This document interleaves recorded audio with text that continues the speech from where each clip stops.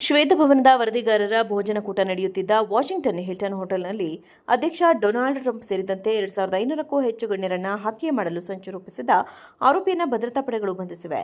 California ಮೂಲದ 31 ವರ್ಷದ ಕೋಲ್ ಥಾಮಸ್ ಅಲೆನ್ ಎಂಬಾತನೇ ಈ ಸಂಚಿನ ರೂವಾರಿ.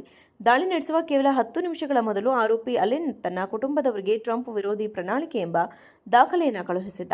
ಇದರಲ್ಲಿ ಆತ ಅಧ್ಯಕ್ಷ ಟ್ರಂಪ್ ಮತ್ತು ಅವರ ಆಡಳಿತದ ಹಿರಿಯ ಅಧಿಕಾರಿಗಳನ್ನು ಕ್ರಮಾನುಗತವಾಗಿ ಹತ್ಯೆ ಮಾಡುವ ಪಟ್ಟಿಯನ್ನು ಸಿದ್ಧಪಡಿಸಿದ್ದ.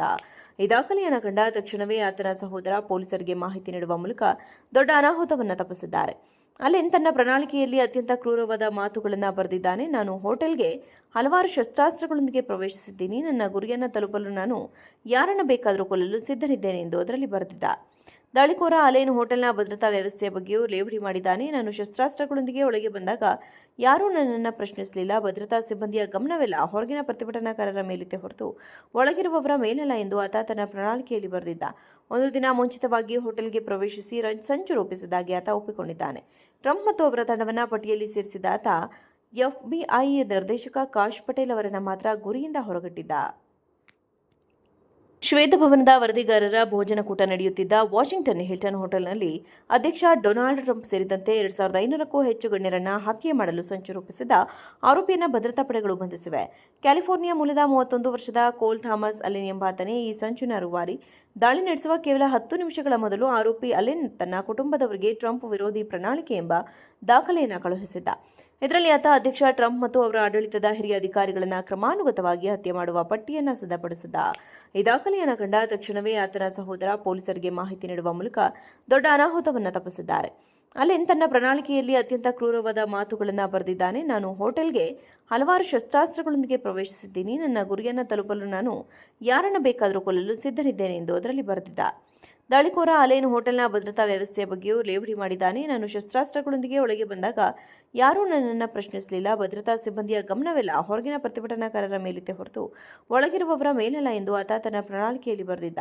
ಒಂದು ದಿನ ಮುಂಚಿತವಾಗಿ ಹೋಟೆಲ್ಗೆ ಪ್ರವೇಶಿಸಿ ಸಂಚು ರೂಪಿಸಿದ್ದಾಗಿ ಆತ ಒಪ್ಪಿಕೊಂಡಿದ್ದಾನೆ. ಟ್ರಂಪ್ ಮತ್ತು ಅವರ ತಂಡವನ್ನು ಪಟ್ಟಿಯಲ್ಲಿ ಸೇರಿಸಿದ ಆತ ಎಫ್ಬಿಐ ನಿರ್ದೇಶಕ ಕಾಶ್ ಪಟೇಲ್ ಅವರನ್ನು ಮಾತ್ರ ಗುರಿಯಿಂದ ಹೊರಗಿಟ್ಟಿದ್ದ. ಶ್ವೇತಭವನದ ವರದಿಗಾರರ ಭೋಜನ ಕೂಟ ನಡೆಯುತ್ತಿದ್ದ ವಾಷಿಂಗ್ಟನ್ ಹಿಲ್ಟನ್ ಹೋಟೆಲ್ನಲ್ಲಿ ಅಧ್ಯಕ್ಷ ಡೊನಾಲ್ಡ್ ಟ್ರಂಪ್ ಸೇರಿದಂತೆ 2500ಕ್ಕೂ ಹೆಚ್ಚು ಗಣ್ಯರನ್ನ ಹತ್ಯೆ ಮಾಡಲು ಸಂಚು ರೂಪಿಸಿದ ಆರೋಪಿಯನ್ನ ಭದ್ರತಾ ಪಡೆಗಳು ಬಂಧಿಸಿವೆ. ಕ್ಯಾಲಿಫೋರ್ನಿಯಾ ಮೂಲದ 31 ವರ್ಷದ ಕೋಲ್ ಥಾಮಸ್ ಅಲೆನ್ ಎಂಬಾತನೇ ಈ ಸಂಚಿನ ರೂವಾರಿ. ದಾಳಿ ನಡೆಸುವ ಕೇವಲ 10 ನಿಮಿಷಗಳ ಮೊದಲು ಆರೋಪಿ ಅಲೆನ್ ತನ್ನ ಕುಟುಂಬದವರಿಗೆ ಟ್ರಂಪ್ ವಿರೋಧಿ ಪ್ರಣಾಳಿಕೆ ಎಂಬ ದಾಖಲೆಯನ್ನು ಕಳುಹಿಸಿದ್ದ. ಇದರಲ್ಲಿ ಆತ ಅಧ್ಯಕ್ಷ ಟ್ರಂಪ್ ಮತ್ತು ಅವರ ಆಡಳಿತದ ಹಿರಿಯ ಅಧಿಕಾರಿಗಳನ್ನು ಕ್ರಮಾನುಗತವಾಗಿ ಹತ್ಯೆ ಮಾಡುವ ಪಟ್ಟಿಯನ್ನು ಸಿದ್ಧಪಡಿಸಿದ್ದ. ಈ ದಾಖಲೆಯನ್ನು ಕಂಡ ತಕ್ಷಣವೇ ಆತನ ಸಹೋದರ ಪೊಲೀಸರಿಗೆ ಮಾಹಿತಿ ನೀಡುವ ಮೂಲಕ ದೊಡ್ಡ ಅನಾಹುತವನ್ನು ತಪ್ಪಿಸಿದ್ದಾರೆ. ಅಲೆನ್ ತನ್ನ ಪ್ರಣಾಳಿಕೆಯಲ್ಲಿ ಅತ್ಯಂತ ಕ್ರೂರವಾದ ಮಾತುಗಳನ್ನು ಬರೆದಿದ್ದಾನೆ. ನಾನು ಹೋಟೆಲ್ಗೆ ಹಲವಾರು ಶಸ್ತ್ರಾಸ್ತ್ರಗಳೊಂದಿಗೆ ಪ್ರವೇಶಿಸಿದ್ದೀನಿ. ನನ್ನ ಗುರಿಯನ್ನು ತಲುಪಲು ನಾನು ಯಾರನ್ನು ಬೇಕಾದರೂ ಕೊಲ್ಲಲು ಸಿದ್ಧನಿದ್ದೇನೆ ಎಂದು ಅದರಲ್ಲಿ ಬರೆದಿದ್ದ. ದಾಳಿಕೋರ ಅಲೆನ್ ಹೋಟೆಲ್ನ ಭದ್ರತಾ ವ್ಯವಸ್ಥೆಯ ಬಗ್ಗೆಯೂ ಲೇವಡಿ ಮಾಡಿದ್ದಾನೆ. ನಾನು ಶಸ್ತ್ರಾಸ್ತ್ರಗಳೊಂದಿಗೆ ಒಳಗೆ ಬಂದಾಗ ಯಾರೂ ನನ್ನನ್ನು ಪ್ರಶ್ನಿಸಲಿಲ್ಲ. ಭದ್ರತಾ ಸಿಬ್ಬಂದಿಯ ಗಮನವೆಲ್ಲ ಹೊರಗಿನ ಪ್ರತಿಭಟನಾಕಾರರ ಮೇಲಿತ್ತೆ ಹೊರತು ಒಳಗಿರುವವರ ಮೇಲಲ್ಲ ಎಂದು ಆತ ತನ್ನ ಪ್ರಣಾಳಿಕೆಯಲ್ಲಿ ಬರೆದಿದ್ದ. ಒಂದು ದಿನ ಮುಂಚಿತವಾಗಿ ಹೋಟೆಲ್ಗೆ ಪ್ರವೇಶಿಸಿ ಸಂಚು ರೂಪಿಸಿದ್ದಾಗಿ ಆತ ಒಪ್ಪಿಕೊಂಡಿದ್ದಾನೆ. ಟ್ರಂಪ್ ಮತ್ತು ಅವರ ತಂಡವನ್ನು ಪಟ್ಟಿಯಲ್ಲಿ ಸೇರಿಸಿದ ಆತ ಎಫ್ಬಿಐ ನಿರ್ದೇಶಕ ಕಾಶ್ ಪಟೇಲ್ ಅವರನ್ನು ಮಾತ್ರ ಗುರಿಯಿಂದ ಹೊರಗಿಟ್ಟಿದ್ದ.